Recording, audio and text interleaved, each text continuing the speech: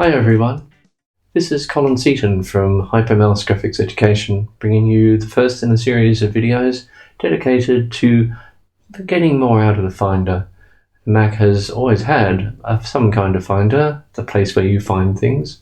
Usually its greatest area is the desktop, and a lot of people these days tend to save all their files to the desktop and then maybe get around later to organizing them. So this new feature from Apple is called Stacks, and it's a bit hidden. So I'm going to show you how you can access it in several different ways.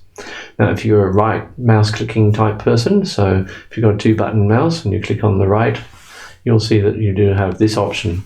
And hidden away in here is the option called Use Stacks. Now, if I do that, you'll see that this happens. Suddenly, all those disorganized files have become neater, if you like.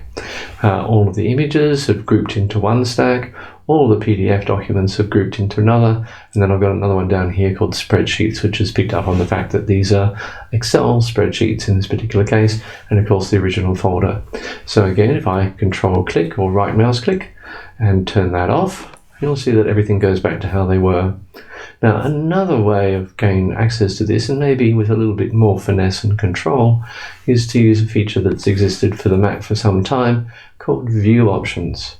And this is accessed by going, well, in my case, Command-J, or alternatively going up to the View menu and choosing but Show View Options. Now, the purpose of View Options has always been to let you control exactly how things are showing. So at the moment, we're dealing with the desktop. If, however, I open up a folder, you'll see that it's changed a little because now it's dealing with a view in a folder with columns. So it's giving me things like access to the ability to turn on and off column information, including possibly one of the most useful ones, the ability to do a thing called calculate all sizes. But at the moment, if we go back to the desktop, again, you can see that this updates.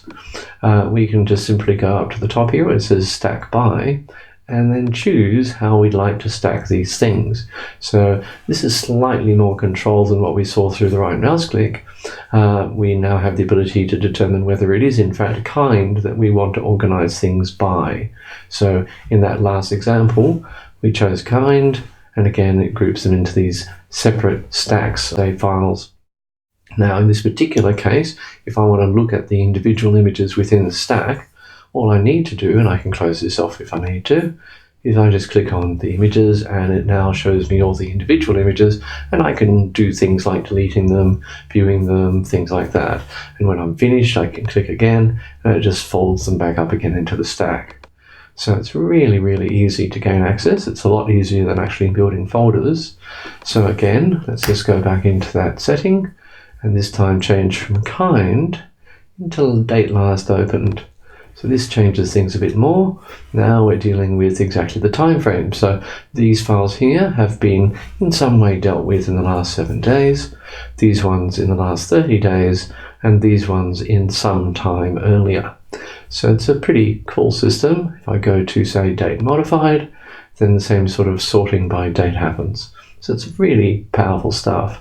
Now the other thing in here, just so you know, is that we also get control of the icon size. So if you felt that the icons isn't something that you like to use as a view because the icons are too big or too small, then this is also the place to do that. Anyhow, hopefully this little tip will prove to be useful to you. I certainly find that being able to use stacks makes things a little easier when I am in fact working with the desktop. So thanks very much for watching, and I hope to see you soon. Bye.